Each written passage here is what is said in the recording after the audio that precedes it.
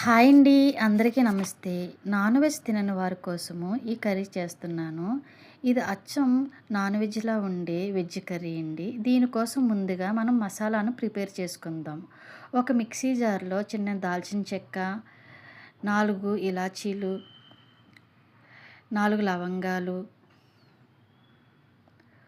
1 table spoon నువ్వులు యేసుకొని mixie పట్టుకోవాలండి. ఒక గిన్నె తీసుకొని 1 కప్ శనగపిండి వేసుకుందామండి. పావు టీ స్పూన్ సాల్ట్ వేసుకుందాం.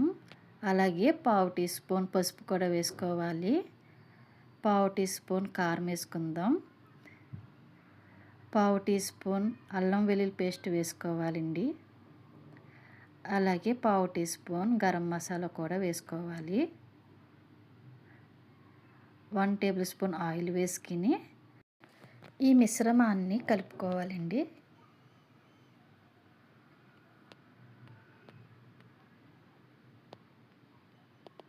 బాగా కలుపుకున్న తర్వాత కొద్దిగా వాటర్ వేసుకొని దీన్ని గట్టి పిండి ముద్దలాగా కలుపుకోవాలి.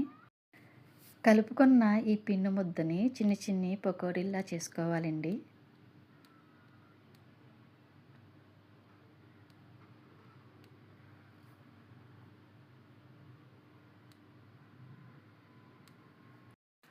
స్టవ్ మీద ఒక గిన్నె పెట్టుకుని ఆయిల్ వేసుకోవాలండి. ఆయిల్ బాగా హీట్ అయిన తర్వాత మనం ముందుగా తయారు చేసుకున్న పకోడాని వేసుకుందామండి.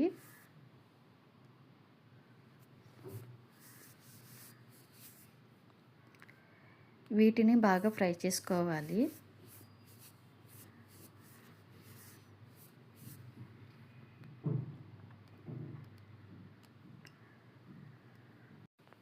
బాగా ఫ్రై అయిన తర్వాత తీసి పక్కన పెట్టుకోవాలండి. అలాగే స్టవ్ మీద ఒక గిన్నె పెట్టుకొని 2 స్పూన్ల ఆయిల్ వేసుకోవాలి. ఆయిల్ బాగా హీట్ అయిన తర్వాత 1 టేబుల్ స్పూన్ జీలకర్ర, ఒక బిర్యానీ ఆకు వేసుకొని బాగా ఫ్రై చేసుకోవాలి. సన్నగా కట్ చేసి పెట్టుకున్న ఆనియన్, పచ్చిమిర్చి కూడా వేసుకొని బ్రౌన్ కలర్ వచ్చేంత వరకు ఫ్రై చేసుకోవాలండి.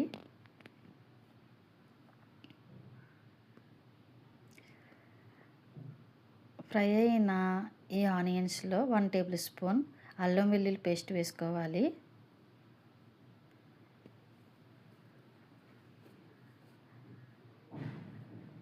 అలాగే సన్నగా కట్ చేసి పెట్టుకున్న టమాటా కూడా వేసుకుందామండి.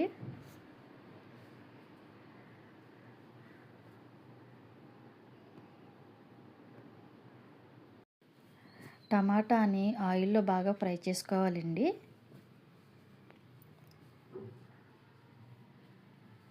ఇప్పుడు 1 టేబుల్ స్పూన్ సాల్ట్ వేసుకుందాం. అలాగే కొద్దిగా పసుపు, 1 టేబుల్ స్పూన్ కారం వేసుకుందాం.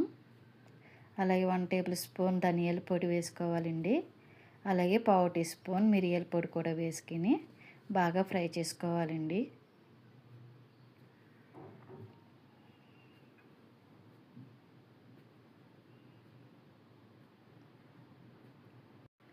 బాగా ఫ్రై అయిన తర్వాత పావు టీ స్పూన్ గరం మసాలా వేసుకోవాలి. అలాగే ముందుగా నూరి పెట్టుకున్న మసాలాను కూడా వేద్దామండి.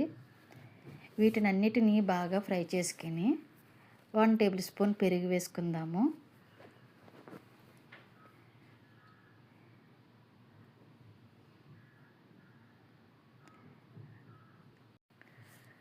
బాగా ఫ్రై అయిన తర్వాత మనం ముందుగా రెడీ చేసి పెట్టుకున్న పకోడీ వేద్దామండి. వీటిని ఆయిల్లో బాగా ఫ్రై చేసుకోవాలండి.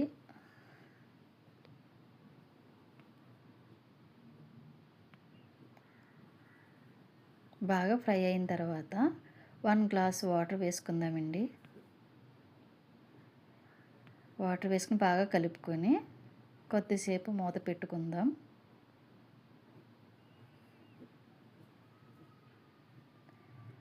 లాస్ట్లో కరివేపాకు, కొత్తిమీర కూడా వేసుకొని స్టవ్ ఆఫ్ చేయాలండి. ఎంతో టేస్టీగా ఉండే వెజ్ చికెన్ కర్రీ రెడీ అయ్యింది.